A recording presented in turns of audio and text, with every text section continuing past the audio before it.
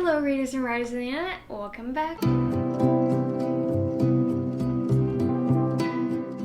So this is going to be my June wrap-up / July TBR, and before we continue with anything else, just a quick disclaimer, I did recently get a new job, and then my summer class starts next week. I will do my best to continue to post once a week, but I don't know if that's going to be possible. Again, I will do my best. If that's not the case, I do apologize in advance. I'm so sorry. But if that is the case, great. Let's get into it. Pall of Smoke by H.M. Long. This is actually an adult fantasy. It's about a girl or a woman named Hessa, whose village is destroyed, and then she's the last of her kind, but there's also this stuff going on with the gods and their world, and a war is, coming to the surface. I was promised quite a bit of interaction with the gods, and that actually really delivered here. You guys know me, I love gods. I love it when gods are actively involved in a story and not just someone that people worship and you never really see them. But here, there starts to become this conflict between the gods of the old world and the gods of the new world, and Hessa is right in the middle of it. I will say, after all of that though, this book let me down. I give it 3 stars. I didn't hate it. I didn't love it. I just felt kind of meh about it. This book is a travel book, and usually I like those travel books, but if I'm being honest, I realized while reading it that it would have been a bit better, just in my opinion, if she would have had a companion, because that's one of the lures of a travel book, is that these people start to really get to know one another and that kind of stuff, but for the most part she was alone in this book. There were a few characters. I forget his name. I think it's Nissan, something like that. It starts with an N.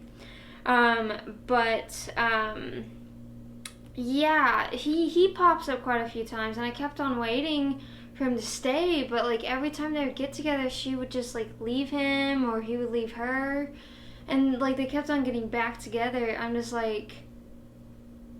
why don't they just stay together, because you would get a smidge of character development for him, and then as soon as it would happen, they would depart, and then you would have to restart from that first building block every time they got back together. It was kind of nice in this book though that there was no romance. In the beginning of the book, she is married. She does have a husband. Spoiler alert, he's killed with the rest of the village. And I liked the fact that, she was married beforehand, and she doesn't go into really any romance. She sees her other male companion more as a friend, but because the husband is killed off so early in the book, it's the first or second chapter, you really don't get a feel for their relationship that they had, or you don't care as much as she cares about him.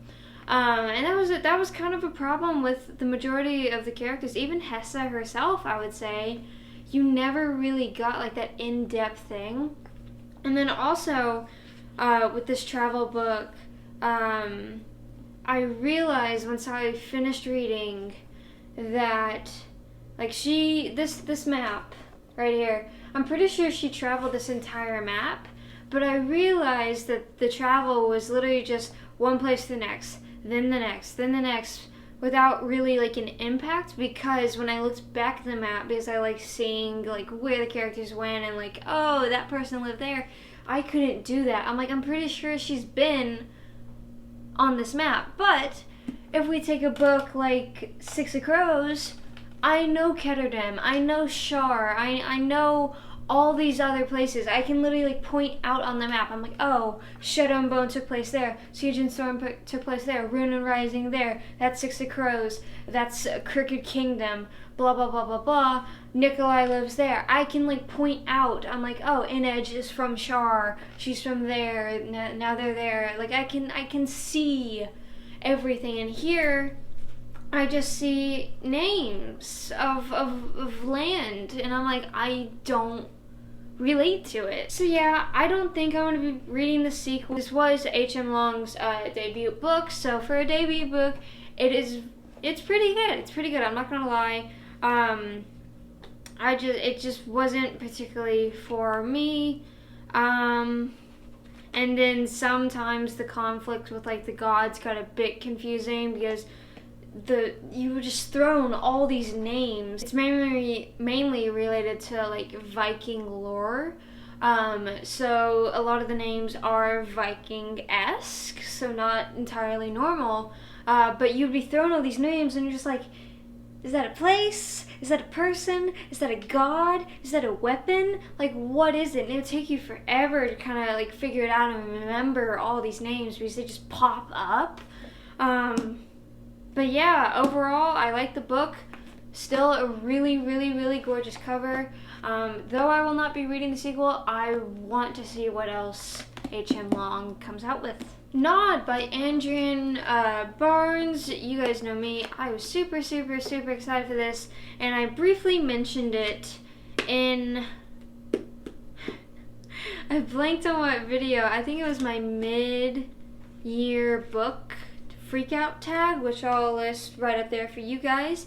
But I was really excited for this book. I'm an insomniac myself. I'm like, yes, finally, a book about insomnia, you know, that doesn't have to do like magic or anything, or I don't know. But I was really excited for this book, and I was really, really disappointed by it. I gave it 3 stars. I quickly found out that Adrian Barnes and especially Paul, the main character of this book, they're literary writers. Paul himself in this book is an author himself, so oftentimes he'll be like, I decided to write this book because of the philosophy of life and how we're nodding in and out of it, you know, like stuff like that. And at times it kind of came off as pretentious. I'm not calling Adrian Barnes pretentious. I'm more so calling Paul pretentious. But it just came off in that way. So I would just skip through the passages that were like that because they didn't add anything to the book. They didn't reappear. They were just there to be there. And basically the premise of this book is everyone in the world can't sleep except for a select few who have like this golden dream or whatnot. They can sleep, and then, you know, mass hysteria breaks out. I believe it's within 4 weeks everyone who can't sleep will just die. So yeah, that made for a really interesting premise. The beginning of it was really kind of cool. There were a few things that went a bit too fast, like with day 2, I think it was the military already had like a grocery store set up with like a new currency for them. I'm like, this is day 2. Like, I don't even think the military can move that fast, you know? I would have liked to see that a bit farther down the line. The ending, without spoiling anything here, I liked it, but I didn't like it. I'm not going to go into depth because I've decided I am going to review this book, though I haven't tabbed anything. That's okay. We can still do it that way. But yeah, I am going to review this book.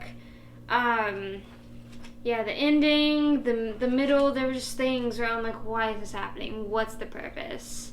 What the heck? You know, I would have liked to see just more of a focused story on Paul and his girlfriend and them just making their way through this world and like how it slowly descends.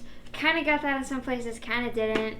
That's the only thing I want to say. This Savage Song by Victoria Schwab. Oh my goodness, she has done it again. I absolutely loved this book, and I flew through it. I know it doesn't seem like it if you look on Goodreads with the start date that I started reading it and then the end date, but there were a few days where I didn't read the book, but then when I would, you know, read it the next day, I would get through 100+ pages. So I breezed through this book essentially. I loved it so much. I love the premise. I love August especially. Kate in the beginning, I was like, but she grew on me, and thankfully she wasn't one of those female characters that's like, I'm so strong, I don't need a man. She wasn't particularly like that. She wasn't annoying in that sense. She did have her strengths, she did have her weaknesses, and she was very aware about those strengths and those weaknesses. And then her background / family life helps tie it all together and make more sense of why she is the way that she is. I absolutely love this book. It is about August Flynn, who is a monster, and Kate, who wants to hunt and kill monsters. So basically, in the city that they're in, it's divided by two. You have the part that's protected by Kate's father, Harker, and stuff like that. It's more of like a rich climate. And then you have Flynn's territory, in which monsters are a bit more prominent there, because Harker has the monsters there have pledged alliance with him. So they're kind of under his control, but Henry Flynn, August's father, has 3 of the most powerful monsters living with him. August is one of them, so that kind of evens things out. That territory is a bit more warlike, but August is tasked with essentially spying on Kate, trying to figure out Harker's next plans. The truce is beginning to break and all that kind of stuff. And an assassination attempt goes horribly wrong, and then they both have to flee. That is not a spoiler. I believe it's on the Goodreads summary. But yeah, that's what happens. And I won't say anything else because I highly, highly, highly recommend that you read this book. It is amazing. It's so good. However, I was gifted a comment on Goodreads where I put, I want to read our Dark Duet next. I want to read it. I forget who said the comment. Hello, Max. But I'll put it right on the screen for you guys. And she said that she loved the Sabbath song like I loved it. However, this Dark Duet really let her down. And I'm like, no, that's kind of what happened with Vicious. I didn't hate Vengeful, but it didn't live up to Vicious. So I'm still going to try to read our Dark Duet. But now I'm worried. I was told it was 40% exposition. I'm like, why? And then I did read the first chapter of our Dark Duet in here in the back of the book. And I don't like the position that Kate is in. I don't like that. I really loved Kate and August's relationship. However, it seems like they will meet up again in our Dark Duet. So I'm excited for that. Hopefully she doesn't remain in this position for too long. But yeah, I'm excited for it. I will try to get my hands on our Dark Duet. Yeah. And that completes the section of the wrap up, and now we're going to move into my July TBR. The Gracier by Kim Liggett. This one is about girls who, when they come of age, they're forced to live a year in the wilderness, and not all of them are going to make it back. I have briefly started this book. I've read that much of it. So far, this is an extremely sexist society, and that's not a bad thing. In this book, it's not a bad thing. I like it. Sometimes with books, though, in terms of sexism, it annoys me, because sometimes the female protagonist makes up for that inequality by being like, I'm the best, I'm the strongest, I'm the smartest, all that, and just gets annoying. So far, I haven't gotten that from, I believe it's Tyranny. There are a few instances where she's like, I prefer to wear pants, I like rolling around in the mud and fighting with sticks, which isn't really allowed in the society. I'm like, please stop that sentence / thought right there. That's all I really need to know. I have not gotten to the point where they're sent off. They're about to be sent off. But yeah, so far the writing in this is pretty well done. I enjoy it. Yeah, that's really all I can say because I haven't read that much of it. So, Not Even Bones by Rebecca Schaefer, I believe. This book I struggled with. I was like, do I want to read this book next or do I want to read another one? I'm like, I just read a monster book with this Savage Song. But then I kind of thought, I'm like, wait, you read fantasy / YA fantasy back to back to back to back. If you want to read a monster book, read a monster book. I'm like, okay. So this one I actually haven't even started yet, but it is about a girl named Nita who is tasked with dissecting monsters that her mother brings in and then selling their parts on the black market. However, one day, an human boy is brought in, and she decides not to kill him, and then I believe they have to go on the run and stuff like that. So the premise already is really interesting, and this one is really well rated on Goodreads. I think it has like a 4.12, and I've been wanting to read this book forever.